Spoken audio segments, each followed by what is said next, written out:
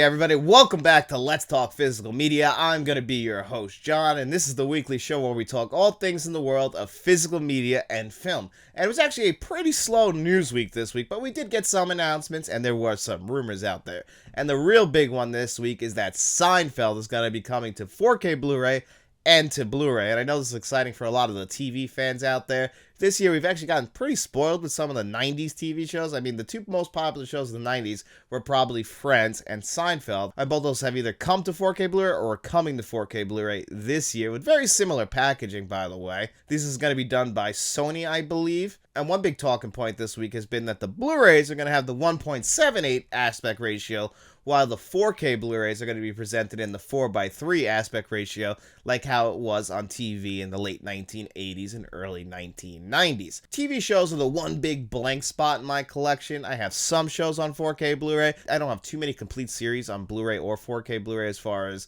sitcoms go. I have Boy Meets World on DVD, but mainly I bought that for my wife. It's the same thing with I Love Lucy coming to Blu-ray. That's something I'd like to pick up for my wife because she's a big sitcom head. I like sitcoms, and I enjoy them every now and again, but I'm just not a really big TV guy anymore. I really just watch movies now, so I don't really go out of my way to pick up these TV shows on 4K Blu-ray. Even though I would like to have them in my collection, I would definitely like to review them here on the channel. It's just that if I have to choose one, I'm always going to go the movie route first. But I know a lot of people are excited about Seinfeld coming to 4K Blu-ray. Like I said, this and Friends were probably the most popular shows in the 1990s, both of them taking place in New York. It's pretty weird that we never got a crossover, but these shows are still beloved. They're still in syndication, so I know this is going to be a pretty damn big release, and it's coming on December 17th. And then we also got our first look at the 4K Steelbook for 7, which you can actually now pre-order, so we know it's finally coming. And I absolutely love the design of this 4K Steelbook. I mean, a lot of people probably would have liked the original movie poster, and I get that, but I actually do like this. It's a beautiful shot from the film, up the barrel of the gun with the rain on it, because the city in this movie plays just as big a part in the film itself as the actors do, and it's a beautifully shot film. David Fincher oversaw this 4K transfer, and then he's going to be working on the 4K transfer for Fight Club, but this one's finally coming. I imagine it's going to be a better 4K transfer than what Zodiac is supposedly. I still haven't checked out my copy yet. That review will be coming soon, but I haven't heard really good things, which does definitely worry me. But 7, I imagine this is going to be one of the 4K releases of the year in 2025. If it's not, I'm going to be sorely disappointed because that is still my favorite David Fincher film. I think that movie's an absolute masterpiece. Brad Pitt and Morgan Freeman have some great chemistry, and I even like Gwyneth Paltrow in that movie. And she's not one of my favorite actresses if you guys have been watching the channel for any amount of time. But she's good in her small role there. But it's just such a well-directed film. I can't wait to see this one on 4K Blu-ray. You guys excited about that? Or are you still a little bit disappointed about the What's in the Box edition not coming to 4K Blu-ray?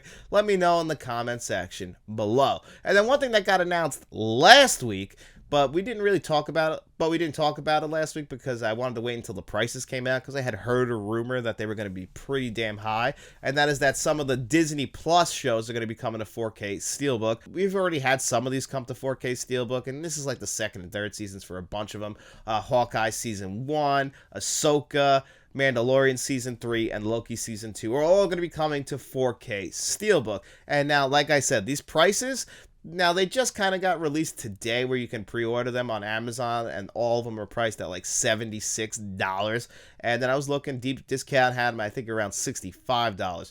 But that is way overpriced. As an example, The Mandalorian Season 3 is only 8 episodes. So for 8 episodes of a Disney Plus show, you can spend $76. Now, I imagine that will come down in price, as a lot of stuff does.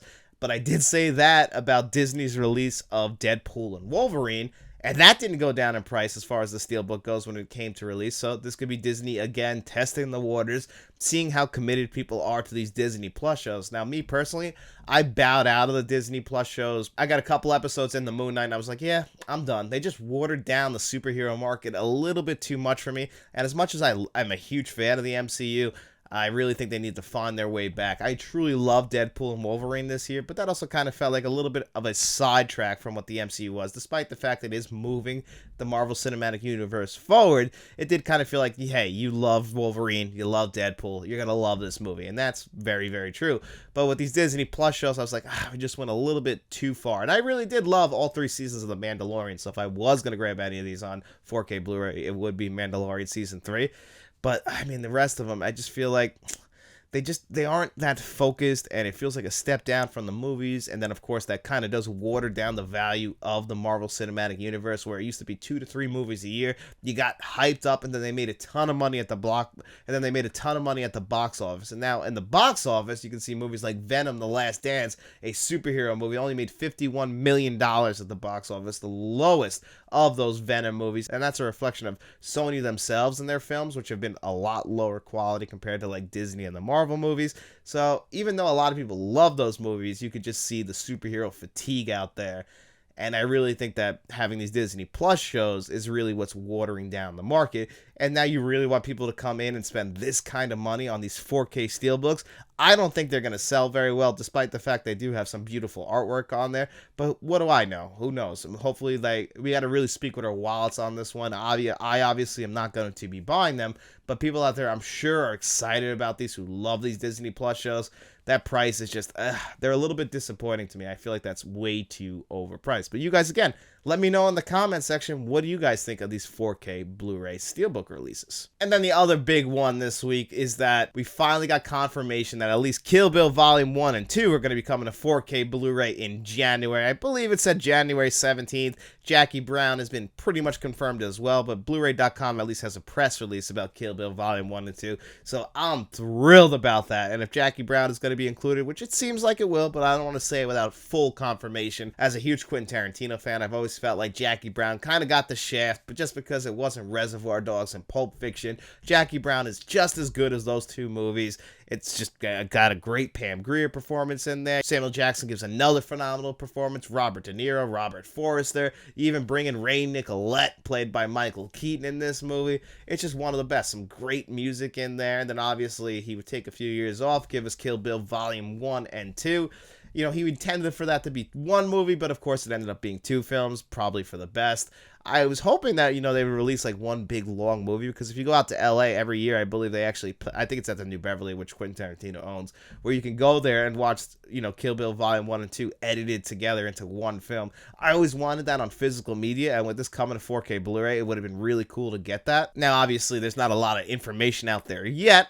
When we get closer, we'll find out more about the presentation. It's a Lionsgate release. Lionsgate does surprise me, so I'm looking forward to seeing what they do with this. I'm hoping that it's going to be good. My best guess is that they will be pretty good transfers. I really hope so. Lionsgate usually doesn't let me down. Like, Paramount really has been missing the boat a lot lately, in my opinion, as they have. Like, they're just a very mixed bag, but Lionsgate, they're usually pretty steady, very little complaints about them, and they also usually have some really cool packaging, so we'll see what they do with Jackie Brown and Kill Bill Volume 1 and 2.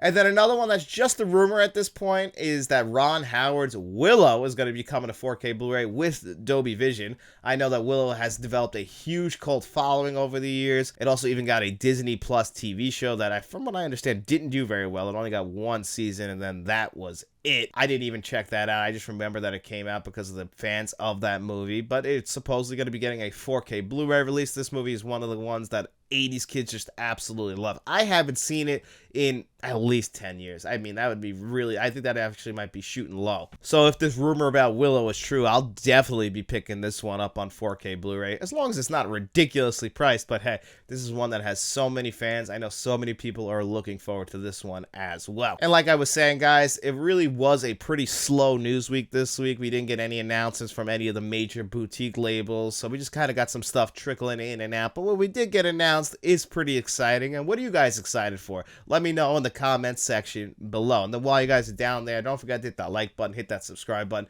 share this video if you could. We also have channel memberships, so if you want to become a friend of the channel, a producer for the channel, like Jed Eckert, John Doe Juggalo, and we also have channel directors like Frank from Frank's Media and Reviews, and of course Mr. Smelly Potato. But if you guys don't want to become a channel member and you got no money to throw away, don't worry about it, guys. We just really hope you enjoyed the video, and if you did, get out in those streets, tell your friends about us, and then we'll be seeing you around.